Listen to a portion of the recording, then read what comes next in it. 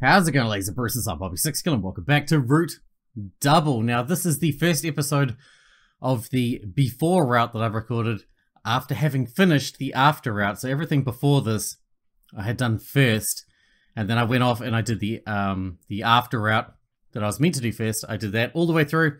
We've now finished that, and we finished it with a good ending as well. Now I'm jumping back into the before route to maybe it'll make a bit more sense to me, although it didn't seem like there was much connecting. I mean, yeah, there's a little bit. Let's just carry on, shall we? I remember where we're at. Let's carry on. Natsuhiko started that morning with an impact to the throat. What's going on? Natsuhiko jerked up and looked around. And that's when he noticed Sally was standing beside his bed. Wait, Sally, did you do that just now? Yes, I woke you up with a chop to the throat. Marshido said Natsuhiko won't wake up unless you do this. Sally, I'm sorry to say it, but she was pulling your leg. Please just wake me up normally next time. Okay, I will if you say so. Thanks a bunch. I'll go change now, so go on ahead to the living room. Please don't say thanks a bunch to someone who just karate chopped you in the throat. Roger. Sally left Natsuhiko's room. As he watched her leave, Natsuhiko pondered to himself, I get the feeling Sally showed up in my dream, but I guess it was just my imagination. To dream about a girl he just met. It seems like he was obsessed with her. Me obsessed with a little girl like that? Impossible. Natsuhiko quickly changed and left his room, somewhat embarrassed. Before Chapter 4, September 13th. Morning, everyone. Natsuhiko greeted everyone as he entered the living room. Salyu, Yuri, and Marshido were all gathered at the dining table already. Good morning, Hikiden. You're late, Natsuhiko. I've already finished preparing breakfast, too.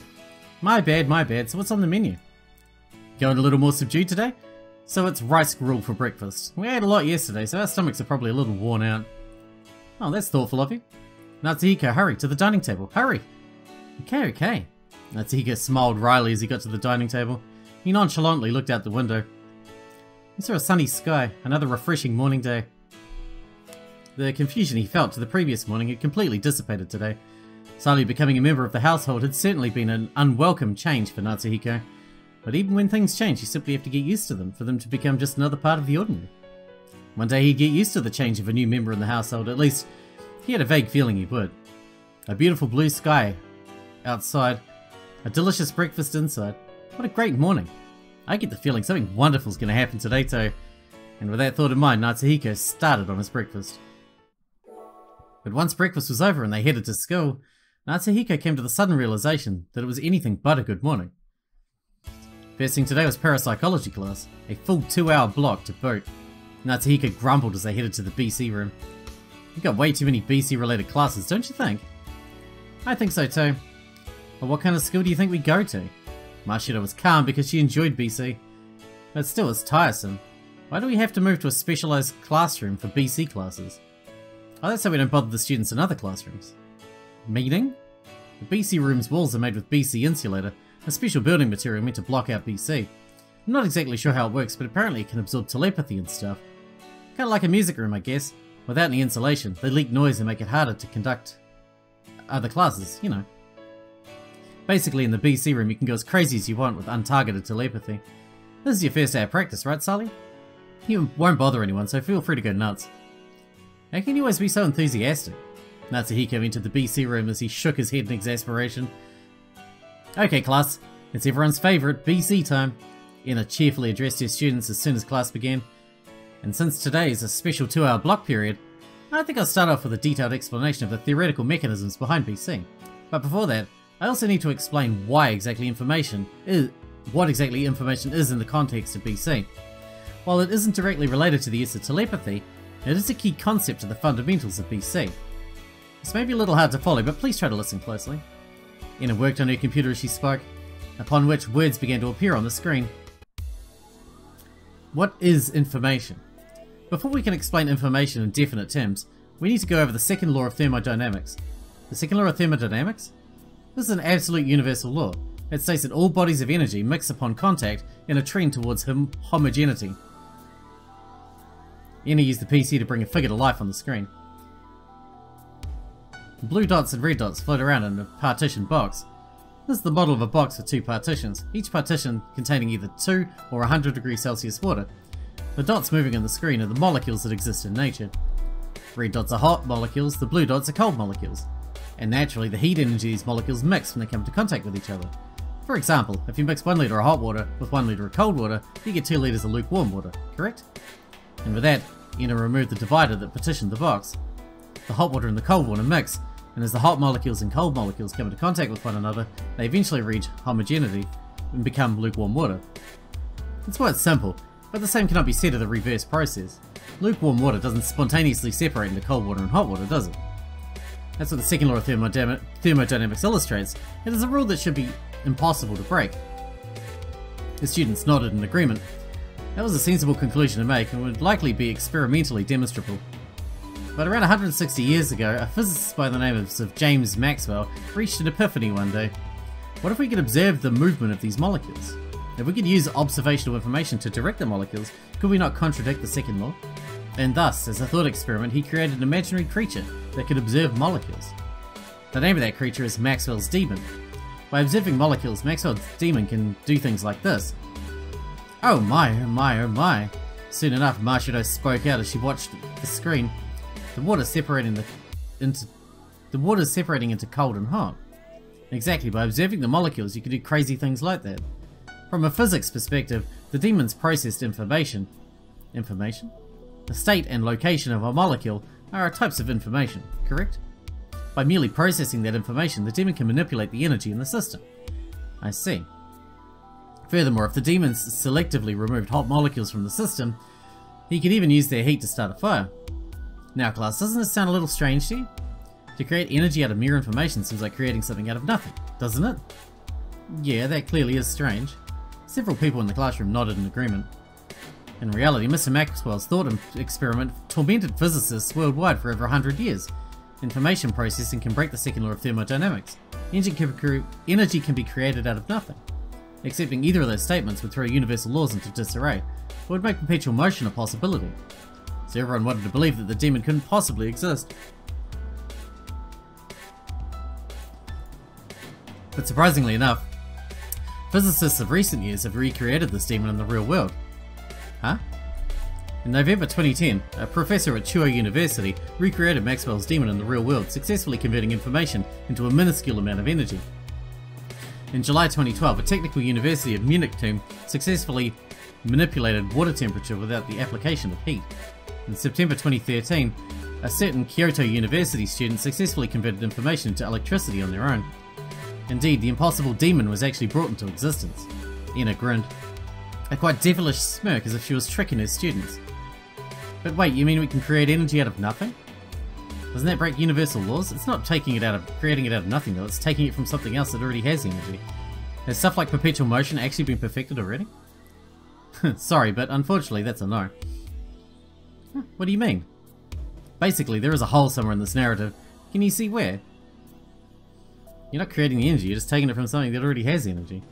Nobody answered Ina's question, but as his mother was a famous physicist, Natsuhiko was reasonably good with physics himself. He pondered the problem in his own way and gave his opinion. Professor, could it be that the demon only appears to be creating energy out of nothing, but actually isn't? Oh my, Mr. Tinkawa, what makes you think that? Well, it's the demon itself. By observing the molecules, processing their information and directing them, isn't the demon using the energy itself? Yes, that is correct. Ina smiled gleefully as she worked the computer. After much investigation, it was made clear that observing and processing information both require energy. And thus, may not be entirely accurate, but in layman's terms, the energy required to observe and process the information is greater than the energy gained. Or have to be equal to or greater than. So fundamentally it's a net loss of energy. It turns out you really cannot create energy out of nothing after all. I see, so the demon wasn't really that big of a deal after all, huh? Just a surprisingly normal guy. Indeed, but the creation of the demon is still earth-shattering in a different way, you know? How so? It proved that even though it requires a large amount of energy to do so, it is still possible to convert information into energy. Natsuhiko and Machido gasped in unison. In Einstein's famous theory of relativity, he stated that energy and mass are equivalent and transmutable. And now we know that information can be converted into energy, which means that the information can be converted into mass. Understand? That means information was a conceptual existence, but a physical one all along. Information can be converted into mass? What does that even mean? It demonstrates the possibility that information, something once thought to lack a form and not actually exist on its own, could have an actual physical existence. And not just the example of the state of a molecular distribution, but the volume of space and the flow of time as well. Each and every sort of information that exists in the universe. And those sorts of information are invisible to the eye, but they certainly exist and can be converted into energy. Information that's invisible to the eye physically exists? Wait, you mean even human thoughts too? You're quite sharp indeed, I do. All of your thoughts, intentions, feelings and memories are more than just conceptual existences. To put it bluntly, yet somewhat romantically, the spirit exists. When Enna finished talking, the room filled with awestruck sighs. I see, her explanation is easy to understand. It was a concept that was a little hard to accept, but the students all seemed to at least somewhat understand. Some wondered how exactly this related to BC, but that's exactly when Enna continued. So right after we understood the information existed as energy, many historical discoveries were made in the world of physics. Modern mainstream physics now accept that information exists on its own, even without the need to convert it into media like electrical signals. Furthermore, in the same way, that matter is composed of molecules. We learned what it is that composes and transmits information. What is it that composes and transmits information? Like magnetic storage or digital data? Normally you'd be correct, but from a physics standpoint that's wrong. Then air maybe? Our voices use air as an intermediary, right? It does fill the surrounding area, but that's still not right. Then is there a molecule that composes information or something? So close, but it's not quite that big. Mashida wasn't good at physics, so she had a hard time approaching the correct answer. Natsuhiko couldn't bear to watch her anymore, so he lent a helping hand. It's an elementary particle, isn't it? Yes, that's correct, Mr. Tenkawa. Enna smiled and changed the text on the screen. An elementary particle is the smallest unit that composes matter. They're extraordinarily small dots that are obviously too small to be seen by the eye. There are many types of elementary particles. They compose matter and mediate energy. They fill the entire universe. For example, the photon mediates electricity and magnetism. The graviton mediates gravity. They're too small to observe easily, and it is said that there are many elementary particles yet to be discovered, but 16 years ago a new elementary particle was discovered that composed and transmitted information. The BC particle. That's the general term for the elementary particle related to the use of BC. They're elementary particles that are moulded and transmuted by the brain activity of all living animals, and thus humans. Information was once believed to be something transmitted through the air or via telephone or internet lines, but those things were only facsimiles of information. Information in its truest sense existed in a completely different form. You kids use these BC particles as an intermediary when you use BC, but does it truly feel like that? The students silently shook their head. Enna nodded as she continued. Now then, allow me to explain exactly what happens when information is exchanged when using BC. I know I've said this before, that BC is a direct brain-to-brain communication, but let's take a look at what exactly happens from a physical standpoint to achieve that. Enna worked on her computer as she spoke, which caused the screen to display a figure of a person's head. First of all, these BC particles I've mentioned fill our surroundings and have a capability to move through all matter, which of course includes your skulls and brains within. Also, brain activity itself is thought information, which is generated by the brain's electrical signals. This thought information is transmittable to the outside. In a similar fashion to how your voice uses the air as an intermediary in normal conversation, your thoughts use these elementary particles as an intermediary. Though obviously the information energy created from thoughts is extremely minuscule, when BC particles leave the brain, their energy diffuses in the blink of an eye, causing the thought information to disappear as well. Normally it would be impossible to use this method to convey your thoughts to others, but it is possible for certain individuals, namely you communicators, who use this part of the brain here. This part of the human brain, the prefrontal cortex, has an organ called the BC receptor. The function of this organ was once unknown, but in recent years, its use in the transmission and reception of BC has been clarified. Your BC receptor structure and capacity for growth is determined at birth by genetics. That is what determines your aptitude. And the extent of which you can consciously use it determines your ability level. I see, so in other words, the BC receptor in my brain is apparently quite different from that of an ordinary person. That said, you cannot understand at all how that would actually allow them to use BC. But just as if she'd seen through him, Enna continued, "Now then, allow me to explain step-by-step process that occurs with telepathy. First, the telepathy user perceives the characteristic brainwave forms of the target the user wants to send their voice to. The characteristic brainwave form is the pattern of the electrical current that constantly flows through your BC receptor. It varies from person to person. The pattern is also mediated by BC particles and is faintly transmitted to your surroundings, even if you're not a communicator. Everyone with a functioning brain leaks out a minute amount of information and energy. It is a truly minute amount of energy that most people can't perceive, but communicators can. By perceiving a target's pattern, you can use it to give your telepathy directionality. Basically, you can selectively specify who receives it. In terms of a phone call, it's akin to knowing someone's phone number. So after you perceive the target's characteristic brain waveform, you can concentrate strongly on it. Doing so causes your characteristic brain waveform and that of the target to interact with the atmospheric BC particles, thereby establishing a remote brain-brain connection mediated by the BC particles. In terms of a phone call, it's perhaps the same as connecting the other person's line. Then you can concentrate very hard on the message you want to send to your target, and the BC receptor inside the communicator's brain begins to work hard, which amplifies the normally minute information energy in the brain anywhere from several thousand to several hundred million times. The amplified energy is sent in the form of BC particles to the BC receptor in the target's brain, which causes the auditory complex to secrete neurotransmitters that make it sound like a voice is inside their head. In terms of a phone call, it would actually be talking to the other person on the phone. Those are the 3 steps in the process of expressing telepathy. Just about everybody who dealt with BC had heard at least a little about the process, but Sally kept nodding as she listened intently. So you're saying communicators can generate information and energy inside their brains? That sounds like you're creating something out of nothing. That's not exactly the case. Actually, when a communicator uses BC, it consumes calories, just like exercise does, just like thinking does. It makes sense. Essentially, to create information energy, you need to convert it from your body's heat energy. So you mean you can diet just by using telepathy all day?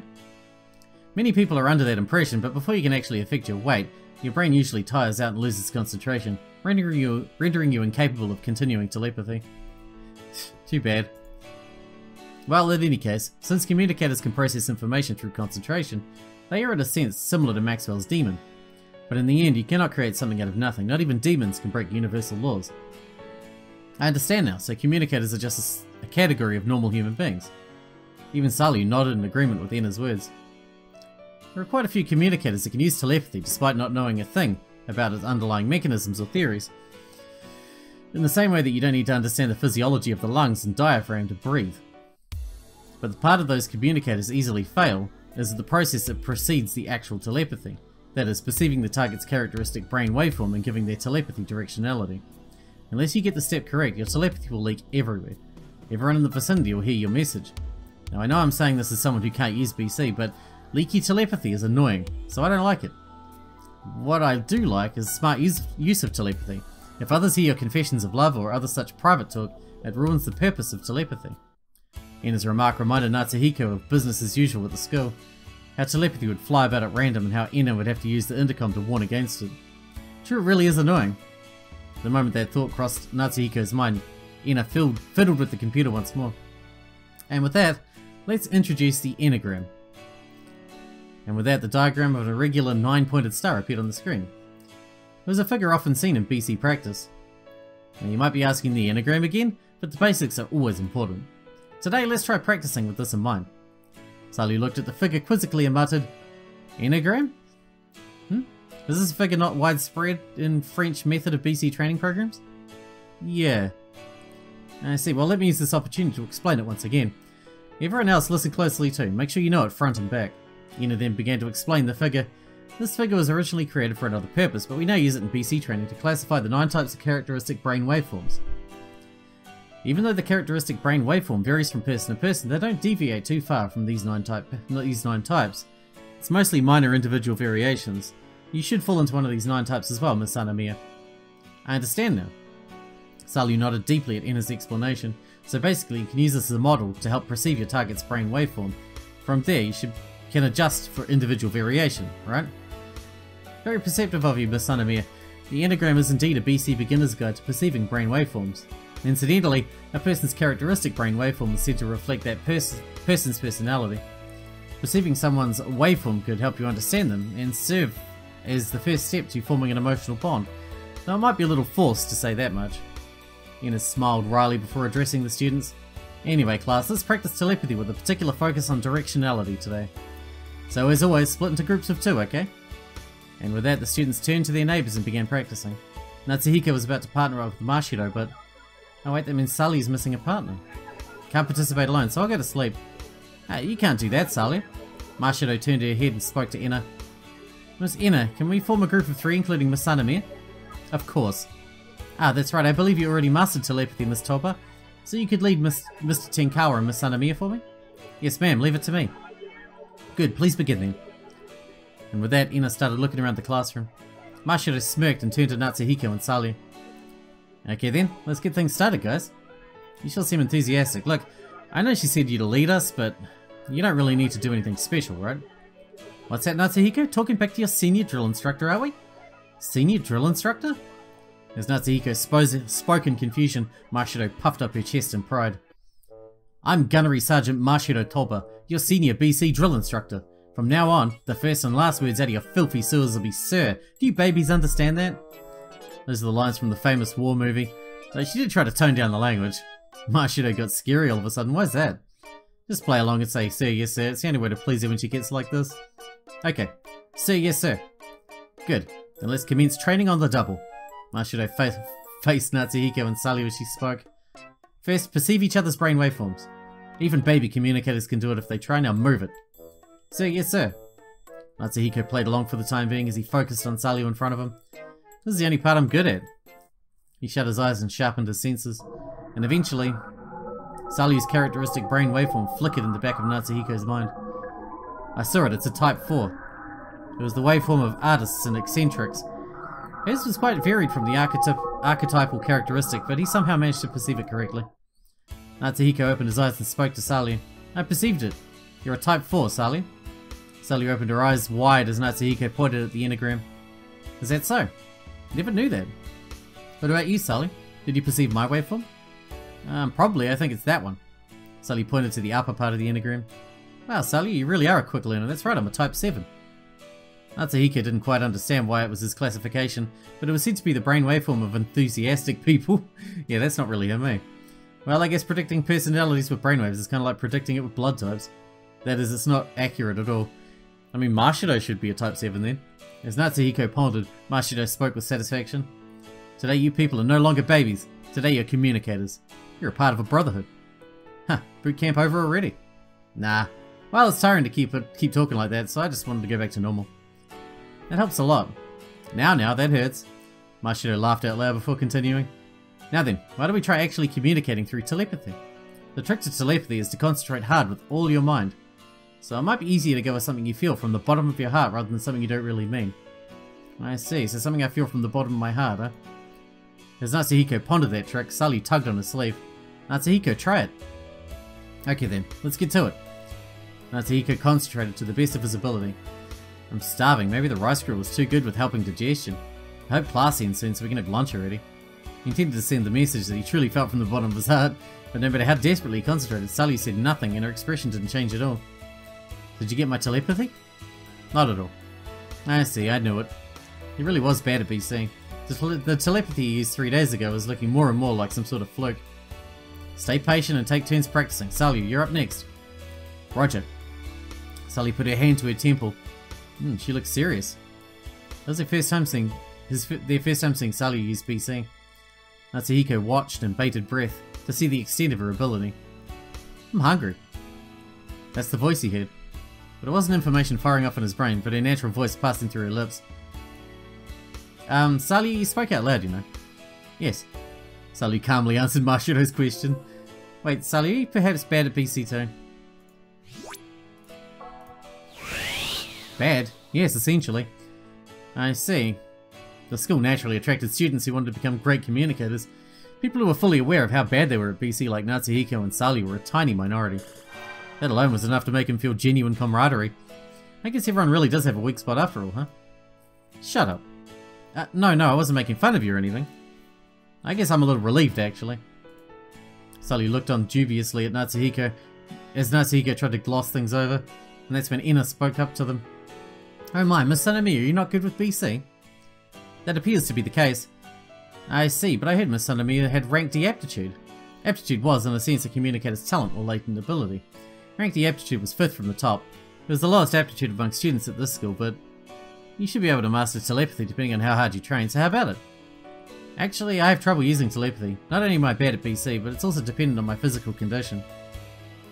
You're not feeling good today? Yes, when I can't use it. I can't use it at all, especially during menstruation and such. Huh?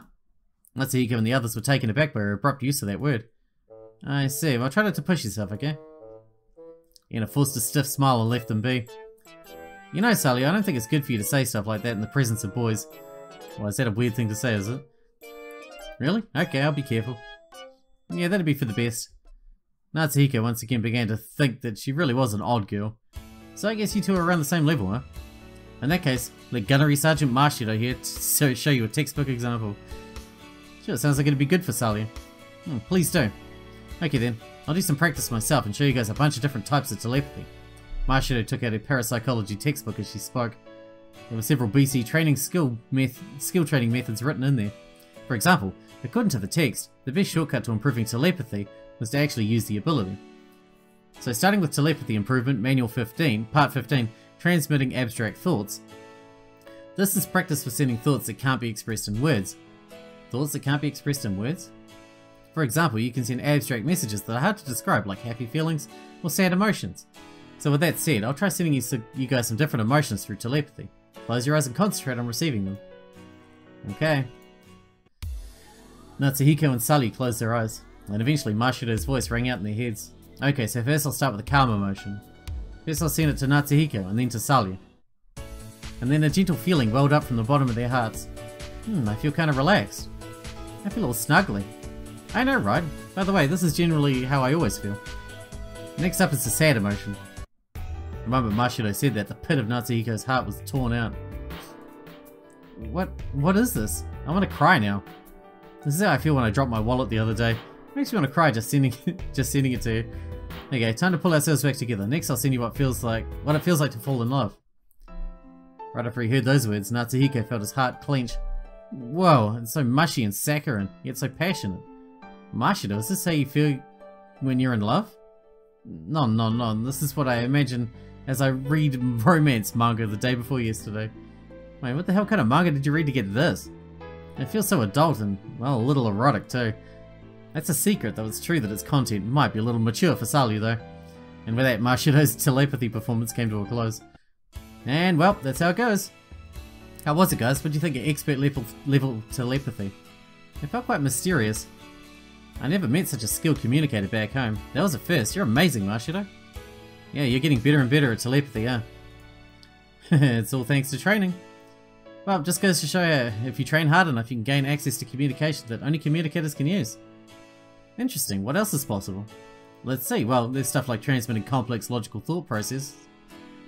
Okay, so let me use the text. Look at the text for a little bit, and I'll send you the value of pi. As Marshido said this, a long string of numbers pounded at Natsuhiko's brain. 3.14159, yeah, you know. That feels kind of gross. But I'm pretty sure you can still convey this with normal words. Well, it's at least convenient, since it takes less time than explaining verbally. But it's most effective to do simple, straightforward training like this. The truth was that outside of her training time with Natsuhiko, Marshido would work hard at this sort of practice. And as a result, her telepathy precision increased, and she became capable of many different types of telepathy applications. At any rate, it's an extremely interesting ability, so you two should get into it and try hard too. First, let's start with point-blank range transmission to a familiar target. So yes sir. At Marshido's suggestion, the two of them began telepathy practice a little more seriously than usual. In the end, before either Natsuhiko or Sally could successfully send a single message, the first hour of class came to an end. I tried my best, but it's still hard. Looks like we've still got a tough journey ahead of us, huh? Now, just take it nice and slow. As they were having that conversation, Ina addressed the students. Class, if you've got any questions about today's lecture, feel free to ask. My vast stock of BC knowledge is always ready for open ears. Vast stock of BC knowledge, huh? I usually ignore all that, but feeling just a little more open to BC now, Natsuhiko decided to ask a small question for once. Professor? Oh my, Mr. Tenkawa, how rare of you to ask a question. What is it? I know you said that more and more BC discoveries have been made in recent years, but telepathy and stuff existed even before the grand BC discovery, right? So how was it all treated back in those days? I see, that dates back to when I was a child. Let's see, well, first of all, nobody even considered the possibility that humans could directly conduct brain-to-brain exchange of information through elementary particles. I can imagine that was way before they knew about the true form of information after all. But it is possible that everyone vaguely perceived the existence of BC itself, though. What had previously been labelled as a person's atmosphere or aura was likely their characteristic brain waveform in actuality. So that way of thinking existed back then too. Right after Natsuhiko spoke, Salu cut into the conversation. Ina, have non-communicators ever used telepathy in the past? Ina was taken back by a student suddenly calling her by first name, but she still answered in good humour. Very good question, Miss Sanemiya. It's quite rare, but it is possible depending on the situation. For example, there's a so-called premonition, like that phenomenon when someone dies, that causes their family to somehow sense it from far away. What happens is that on the verge of death, survival instinct kicks in, giving a temporary surge of brain functionality, which of course includes the BC receptor as well. The prevailing viewpoint is that the brain then transmits telepathy to the person's family. In other words, it's the person's first and last use of telepathy in their life. I see, very interesting. Mashida then added even more to the conversation. So Miss Ina, does that mean that things are considered occult in the past can be explained as a sort of BC? Exactly, that's what makes parapsychology so interesting. It's a field that scientifically elucidates all kinds of mysterious phenomena. It's no exaggeration to say that the discovery of BC particles, every sort of occult phenomenon you can think of has become the target of scientific research. In an extreme example, some people are even considering the possibility that ghosts might just be another type of BC. Huh? Ghosts? Yes, remember how I said that a person on the verge of death have expressed telepathy without being communicators? BC energy created by telepathy starts decaying after it's sent, but it's not like it fades to zero immediately. So in other words, with or without a target, extraordinarily strong BC can remain in place for a while, which means if you go to a person's place of death, you could hear their voice from when they were alive. Exactly, like curse you and such. Furthermore, since BC can express emotions, the bitterness the person felt at death could accompany their voice. That's frightening. But that also means the feelings of the dead remaining in the world, doesn't it? It sure is romantic, isn't it, Miss Topa? But that actually might be the case. If your thought, memories, and spirit all existed as energy, then it's only natural for your feelings to remain in the world of the living after death, isn't it? Ina and Mashido smiled at each other. Geez, these two really like that sort of stuff, don't they? As Natsuhiko mulled over the content of their conversation, break time came to an end. And thus began the second hour of class. Ina explained the next topic to the students. Now then class, let's practice empathy for the next hour. Empathy is the ability to read other people's minds. It's quintessential to BC. That said, there is nobody in the class that can use empathy yet, is there? After seeing the students meekly shake their heads, Ina continued, Indeed, empathy is several times more difficult than telepathy, even though the underlying theory is pretty much the same. Ina tampered with the computer as she spoke, causing text to appear on the screen. You start with the same trick you use for telepathy, that is, you perceive the target's characteristic brain waveform and establish a brain-brain connection. During this connection, your target will emit trace amounts of information energy, regardless of whether or not they're a communicator. Thinking naturally causes you to emit energy. It's even less energy than the characteristic brain waveform, and it's quite complicated. But experienced communicators are able to perceive it. The communicator mentally analyzes the perceived information energy. If they successfully analyze it, an auditory hallucination occurs in their auditory cortex, and they hear the target's mental voice. And that is the three-step process to expressing empathy. Upon hearing her explanation, I see, it's easy to understand when you say it like that, but it's easier said than done. One student spoke up first. The other students nodded in agreement. True, I know it's a lot harder than it sounds too. In terms of a phone call, it's as if the other side is talking quietly to ensure you wouldn't normally hear them. It's the same with normal conversation. You can try talking to someone whenever you want, but sometimes it's hard to get someone else to start talking. Ina smiled a little awkwardly as she continued. But in any case, there's one important principle you must never forget when using empathy. That is, your target absolutely must open their heart to you. If you try to use empathy on a target who has not opened their heart, their mental voice will be plagued with noise. When two brains connect, the target's brain instinctively senses danger and actively works to combat having its thoughts read. That self-defense mechanism manifests in the form of noise, which is why when you use empathy you must first get your target to think it's okay for you to read their mind. Otherwise, even if you do invoke empathy, you won't be able to properly hear your target's mental voice. I see, but why are human brains equipped with that sort of defense mechanism? Upon hearing Machido's question, Ina grinned and replied, No idea. Huh? What do you mean? BC theory is so under development, you see. There are various theories, but nothing conclusive yet. For example, one theory states that when people feel uncomfortable about someone else, their thoughts begin to run wild and that's what causes the noise. One theory even states that communicators have existed for ages, and the noise is a defense mechanism acquired by non-communicators to protect themselves from them. There are many theories, but for the time being it's a mystery. For now I believe it's fine to just accept it as a fact of life. But still, if it went for this defense mechanism, empathy would be regarded as a truly dangerous ability, wouldn't it? A faint shadow cast over Enna's face as she said this. That's when Sully suddenly spoke up. Are there any students in the school who can use empathy? Huh? Yes, indeed, there are quite a few scattered in the elementary campus, all the way through to the high school campus. So even if empathy seems extremely difficult to use, it's by no means a mere pipe dream for your kids. By the way, if you become able to use empathy, you're awarded Ability Level 4 certification or higher unconditionally. Whoa! The students got excited at those words. In this school, students with high BC ability levels were treated preferentially. Ability Level 4 and 5 students were in particular received special privileges such as tuition waivers and scholarships. They even received recommendations to major in parapsychology in top colleges. Furthermore, students who can use empathy gain the respect of other students with that feat alone. I'm sure at an ordinary school, being able to read minds would get you beat up and ostracized, but that was far from the case at Rokume Academy. Rokume Academy severely punished any incidents of discrimination against empaths. Since the school's original intent was to provide communicators protection against discrimination, this rule was strictly enforced. That said, there's a huge landmark for everyone to aim for. I'm sure it's worth giving it your best shot. Yes, ma'am. Of course, those of you who can't do telepathy, continue practicing that. Practice according to your own levels. Now then, class, team up with your neighbour and commence practice. And with Enna's energetic command, all students began working at once. Marshido looked around the noisy classroom and spoke confidently. Alrighty, it's training time for me now. Marshido, are you going to practice empathy? Yeah, even though I can use telepathy, I can't use empathy at all. Did Dr. Tenkawa not tell you? That's right, she did tell me about you and Natsuhiko's ability levels. Marshido is ability level 3 and Natsuhiko is ability level 0. Did Mum really have to say all that? Natsuhiko let out a humph. Ability level was a measurement of how much practical control one had over BC. In other words, it was a sort of measurement of one's worth. There were 6 levels in total from 0 to 5. Level 0 cannot use telepathy, level 1 can use short range telepathy, level 2 can use... very short range, sorry. Level 2 can use short range telepathy, level 3 can use long range telepathy, level 4 can use long range telepathy and very short range empathy, level 5 can use long range empathy and short range empathy. The level divisions were roughly as shown above, omitting a few particulars. At ability level 3, Marshido was a communicator capable of long range telepathy. In other words, she was just one step away from being able to use empathy. Now then, since I helped you guys out for the first hour, this time you help me out, okay? Okay, sounds fair enough. Roger. Let's start off with Natsuhiko. May I read your mind? Sure, if you can.